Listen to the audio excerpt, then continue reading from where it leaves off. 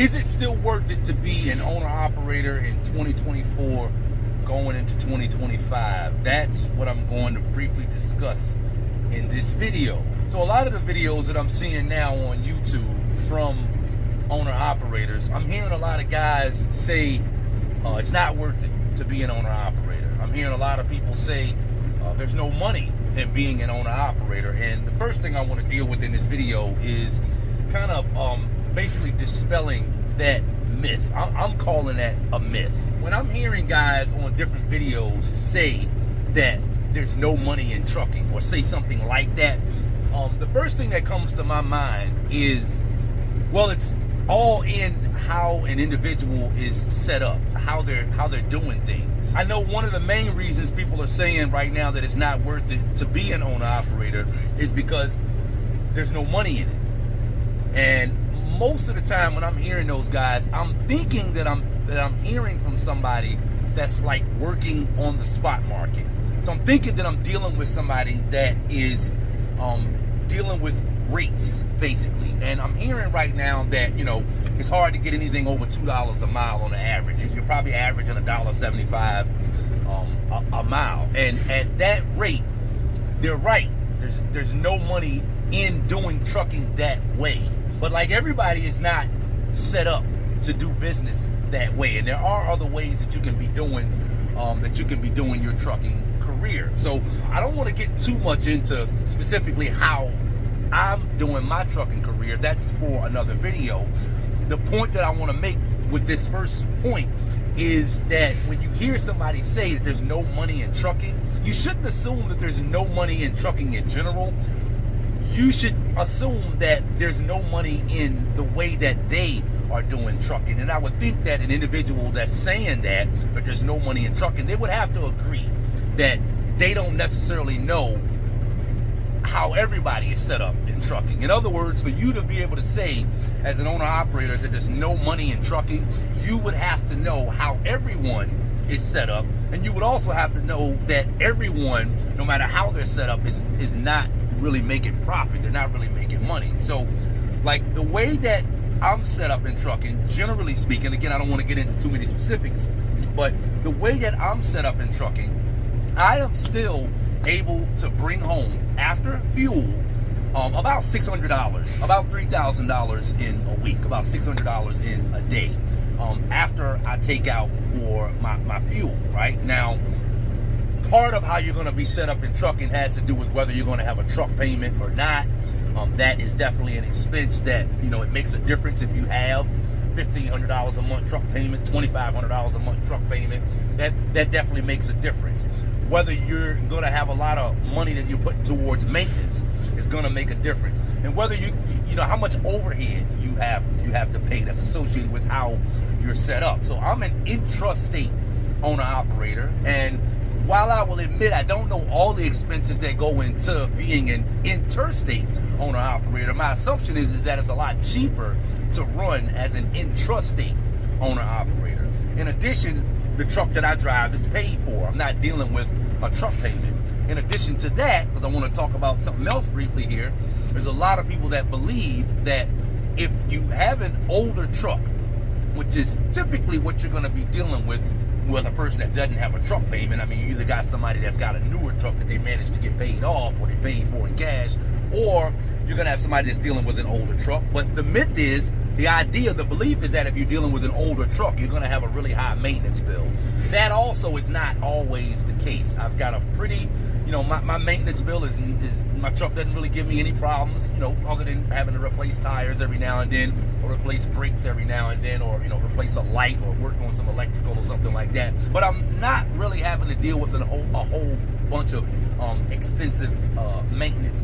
Big maintenance jobs come around every so often, obviously, but I mean, you know, you factor that into the overall cost of things. So if you got a truck that's not costing you a whole lot of money in maintenance, and your truck is paid for, and a lot of your overhead is fairly low, in my case, because I'm an intrastate owner-operator.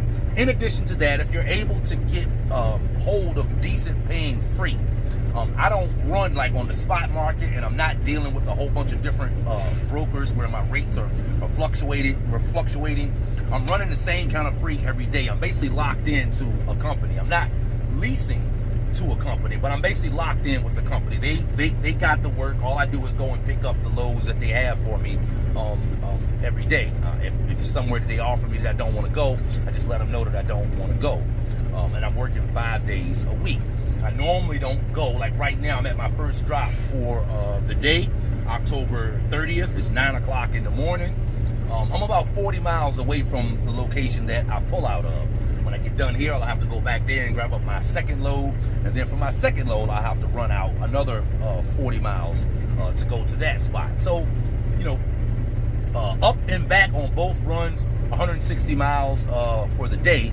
And then that's pretty much going to be my day. Some days I have 3 runs, some days I have 4 runs, and some days I'm going a little bit shorter than 40 miles. Some days my runs are only 5 or 10 miles, 15, 20 miles up the road. So on those days I'll have less mileage. So I'm able to bring home about $3,000 a week after fuel. But out of that $3,000 a week, obviously, I got to factor in overhead of my business, my truck insurance, my tags, stuff like that. And then I've got to factor in my maintenance bill with that as well. But in my opinion, to be able to bring home after fuel $2,500, $2,800, $3,000, $3,500 a week after fuel, to me, if the average person in trucking was doing that, you wouldn't hear so many people saying there's no money in trucking. So, like, if you're hearing people say that, I would just take it as, you know, they're saying that there's not much money in trucking the way that they do trucking, even though they may not necessarily specify that. You want to keep in mind that there's a bunch of ways to be set up in trucking. You don't have to be out here on the spot market taking $1.50, $1.75 a load. Fuel prices right now, I believe fuel is somewhere around $3.25 in my market.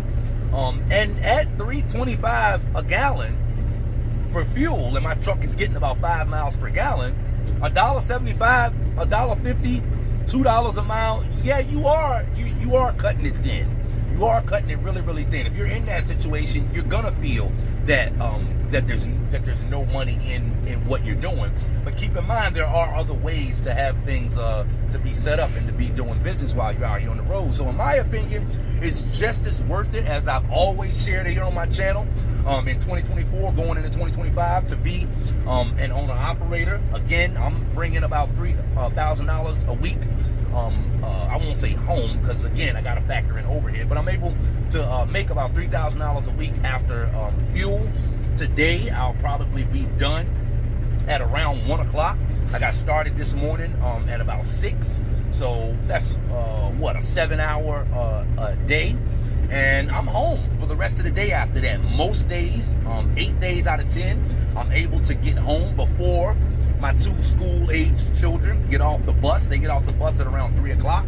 Normally, I'm home by that time to get them off the bus. I can't get them on the bus, but most days I am home to get them off the bus. Me and my wife want to go walking in the evening. I got time for that.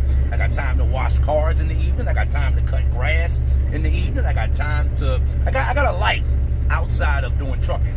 In other words, in addition to being able to make a decent amount of money doing what I'm doing, and also not having to drive all over creation to make the money that I want to make, I'm also able to get home at a decent time on a regular basis and basically have a life. A lot of people think that if you're in trucking, if you're making money, then that's at the expense of not having a life. Again, that's all in how a person is set up. That's all in how a person is doing their trucking career. But the purpose of this video was to basically let you guys know that for me, trucking is just as profitable as it always has been, 2024 going into 2025. So when you hear people saying on these different videos, there's no money in trucking, I mean, I don't know. Maybe they're trying to deter you guys from getting into trucking, because a lot of people feel right now that there's too many truckers on the road, and that's what's causing spot rates to be as low as they are. So maybe they're trying to deter people from getting into trucking. But I'm just making the point that when you hear somebody say that, even though they may specify there's no money in trucking, what I would say that would be more accurate is there may be no money in the way that they are doing trucking, but there's plenty of truck drivers out here, owner-operators, that are still doing just fine as far as profitability in 2024 and 2025.